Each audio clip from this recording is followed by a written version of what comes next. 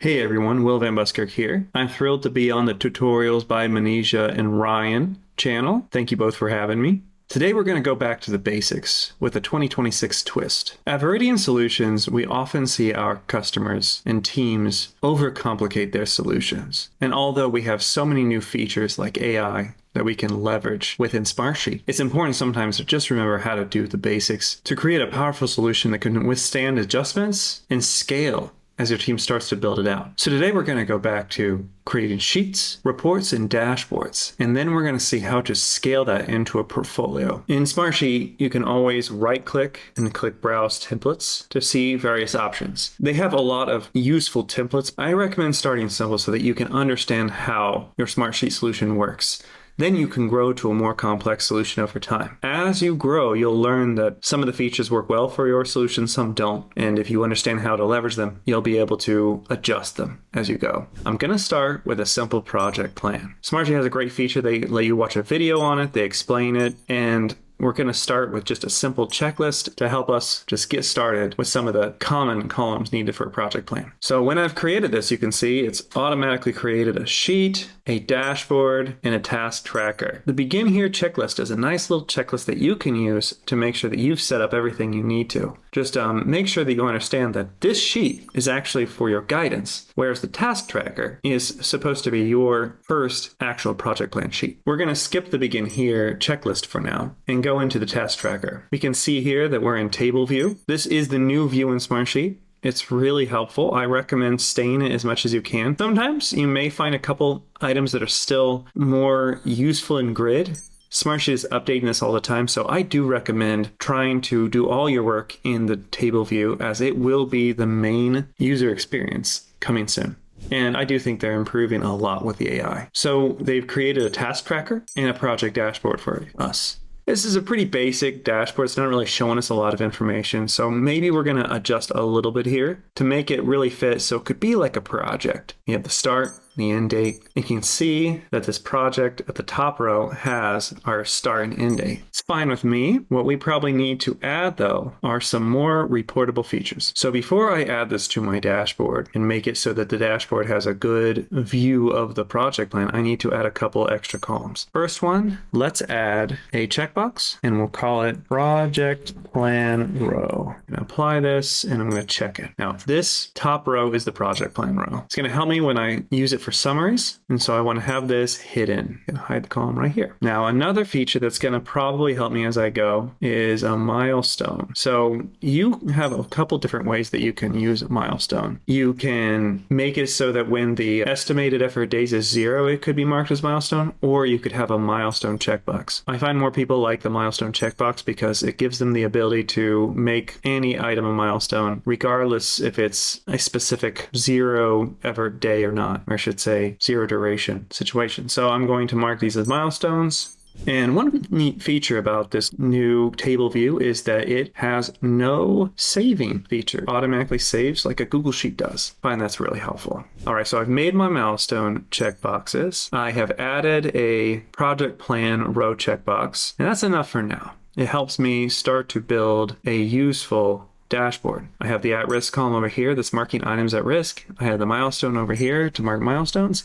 I have everything I need to make a simple dashboard. So let's go over and build a dashboard now. I can go here to my workspace and I can then see my project dashboard. Problem is, if I try to put this on a dashboard on its own, it won't look right. I need to have a little bit more specific filtering made, which means I need to create a report. So I want to create a row report looking right here at my task tracker. So I have found my task tracker item. I've set the report to be a scope of sheets, not portfolios for now. We'll get to that later. And now I have a couple columns. Let's add in our end date, our start date, the status. Let's find out who is on our list here. Assigned to. At risk is probably good to know. And you know what? Modified value would be useful too. So let's choose those. Sheet name, usually not necessary because it's just one sheet. When you're looking more from a portfolio level, the sheet name can be useful again. We're going to make this column a little bigger. We'll call it task. And now this report could be my milestone report. I want to make another one a risk. So I'm going to start there. I'm going to save as new, make a risk report. When I do that, it's going to automatically take me to the risk report. So I'm going to make a filter criteria here at risk and check it is checked. One thing I want to make sure too is that I do not want to see parent row. So I'm going to go in, find out project plan row and say is unchecked. Let's take just one more second to talk about what this was. So I have created a filter, says at risk is checked. I have used logic here to say and because I want also for the project plan row to be unchecked. This means it's never going to show that parent row, but it's also going to show any items at risk. So when the parent row is at risk, it's not going to show it. We have more detail on it. The only thing we need to add here is a description so that the user can see what's going on right away. Make sure our start is before our end. Status is here. At risk is not necessary because you're always knowing whether it's at risk. And you can also see when it was updated. So now our risk report is ready to go. Now we're going to add more filter criteria here. We're going to make sure that the milestone is checked. Then we're going to add another criterion to make sure that the project plan row is not checked. So even if you were to check it as a milestone, you're not going to see it. Now that can be your preference, but in my case, I want to show how to hide parent rows like this, because that is going to be the row we use to show a portfolio level view. Now you can see these top three. Again, we're going to have start, before end. We're going to have the status, and you can see here that we don't really have value, so I'm just going to assign myself. And one feature you can tell is you can make these updates on the report without actually having to see specific sheet. It's one great feature about reports is that it's two-way. So now we have the at risk, we have status. The only thing that maybe we should add is description. Well, right now they're empty, but that will come in handy later. So now I have the top three milestones. I have a risk report, and I can go back to my dashboard and I can add those in. So I'm not going to change this too much. I'll just bring this up here, bring it over here, give a little bit more real estate to below. And what I'm going to add is a report. Click on report. I click add here. You can see right here that I have this milestone report. I'm going to select this. I'm going to add it right here and I'm going to drag it across. So now I have a helpful report that can show all my milestones. Now, instead of having to just go and find those reports again, I duplicate and then I click on it right here where the data source is, and it's going to load right where it's at. I hit OK, and now I have my risk report as well. Now, there's a lot of cosmetics you can do to these dashboards to make them look better. I always recommend before you share it to your manager or to an executive to always update these colors to look good. I have found that a lot of people get caught by something being misworded, even though you're maybe thinking about the valuable data that's available there, or seeing a color that's off from the color scheme of the company. So just make sure that you take time to make this look pretty as well, because it can slow down a viewer's ability to see the important information. It feels frustrating at times, but I will say that it's worth it to be proactive with. Makes such a better impression for them. Now I've made a simple view like this. I'm going to go back to my task tracker, and I want to make it easy for a user to click in and see that dashboard. So what I'm going to do is I'm going to add one more column. It's going to be hidden as well, and we're going to call it the dashboard. And what I'm going to do is only this one at the top. I'm going to add a hyperlink. Search my link, this project dashboard here. Click right there. I click add link. Now that project dashboard is there. So why am I doing this? I'm going to be making sure that this specific row is the one that's seen at the top level. And when a dashboard is looking at it, they're able to click in and see that project dashboard. You can also add it right here instead. Kind of depends on how you want to set it up. If you're going to do that, you can make it the project name like this. Both are options depending on how you want to set it up. I'm going to hide it for now. Now I have set this project up. I'm going to go back out. I'm going to click open and browse. And I'm going to make a folder for this. One thing that I have to do every time is always set up a folder for reports. And if I had anything more than just that tracking sheet, I would probably make a folder for the sheet too. But if you're clicking something just to click another, it's silly. But now I've organized it into a reports folder, a dashboard, and a sheet. Now what I'm going to do is I'm going to make a second one. I'm going to go to project 2. I'm going to rename it project 2 dashboard. I'm going to name it project 2 task tracker. And I've named the essential items by the right name. It looks very similar to the other. Now I have 2 separate ones.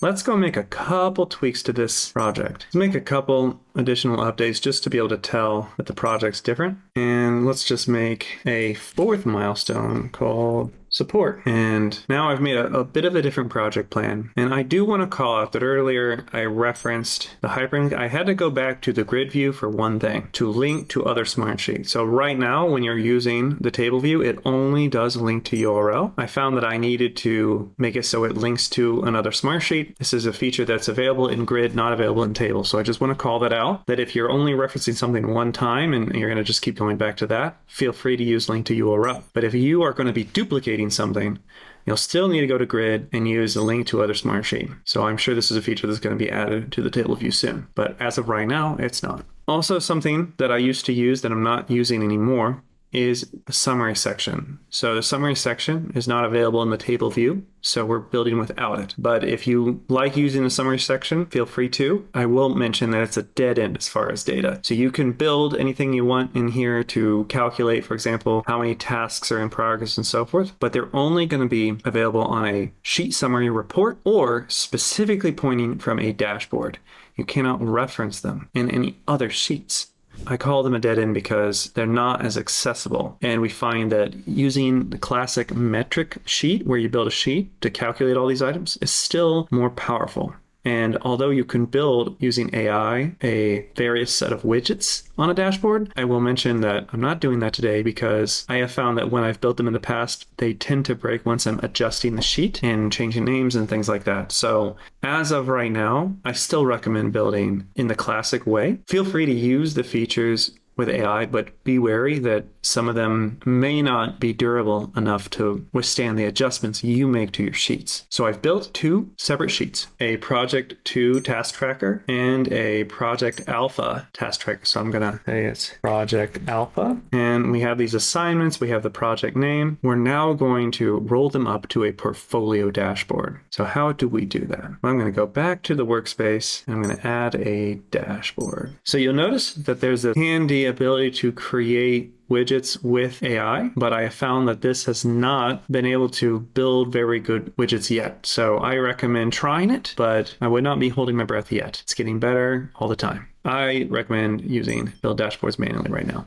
We can call this a portfolio dashboard, make that all the way across. And you notice that I made that row as the parent project row. So what I'm going to do is I'm going to add a report, and my scope is going to be the sheets inside this workspace. So I click OK. It's the simple project plan workspace, the top one. Click that. And I'm going to filter my specific criteria. I'm going to have row, project plan row is checked. It's going to give me only my two names. There we go. So now I've created a report that is only looking at the parent rows. I can then add more columns like at risk, end date, status, start date, project allocation, description, and estimated efforts. I do not need the sheet name, though I could keep it because what it would do is it would take me to that specific sheet. So we probably will have it back in the back here. So now we have project. I'll put description next. A little bit of space. At risk is helpful to know if it's a top. And here I can leverage my summary. So I'm going to say, for instance, on the primary, we get summarized status, and we can just say it's account. We can also say our start. We go with our first, our end, go with our last. So we kind of get a whole span across the dates. And then we can add one more part. We can add at risk. So we have a total of 2 projects, and 2 are at risk right now.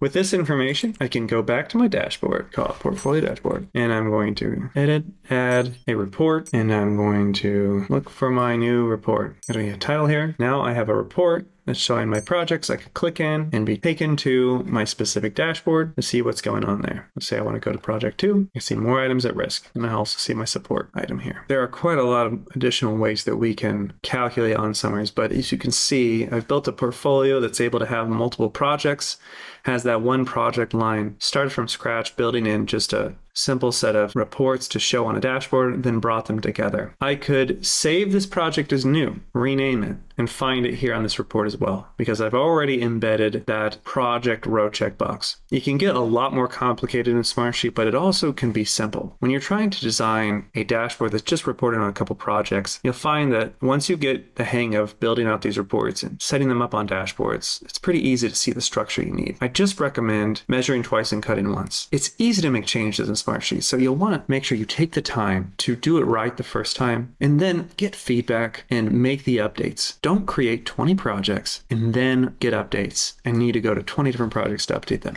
Roll one out, have people test it out a little bit. They don't have to do the whole project, but simulate it. You'll find that it's so much more effective to do it before you start duplicating. Control Center is the tool that is able to make this all automated, connect an intake sheet, connect a summary, and build out a portfolio that is able to calculate all these items and so much more. We have portfolios with 70 plus sheets, hundreds upon hundreds of metrics. They don't all necessarily have to be in a summary sheet, but many make sense to do so. If you have questions, please comment below, and we look forward to your feedback. And don't forget to smash that subscribe button.